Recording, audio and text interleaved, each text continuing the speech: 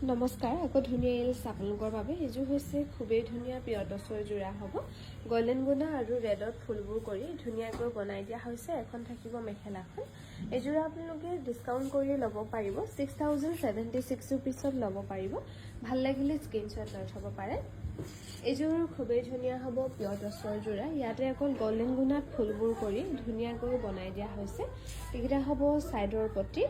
লগতে এখন থাকিব মেখেলাখন এইযোৰ আপোনালোকে ল'ব পাৰিব 6076 ৰুপিস ভাল লাগিলে স্ক্ৰিনশ্বট লৈ থব পাৰে এইযোৰো খুবেই ধুনীয়া হ'ব পিয়টছৰ যোৰা ইয়াতে অকল গল্ডেন গুণাত কৰি ধুনীয়াকৈ বনাই দিয়া হৈছে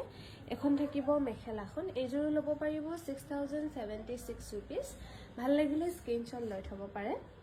এইযোৰো খুবেই ধুনীয়া হ'ব স্কাই ব্লু আৰু গল্ডেন গুণাত ফুলবোৰ কৰি ধুনীয়াকৈ বনাই দিয়া হৈছে আৰু সাইডৰ পটিকিটা এনেকৈ কৰা পাব লগতে এখন থাকিব মেখেলাখন এইযোৰো ল'ব পাৰিব 6076 ৰুপিসত ভাল লাগিলে স্ক্ৰিনশ্বট লৈ থব পাৰে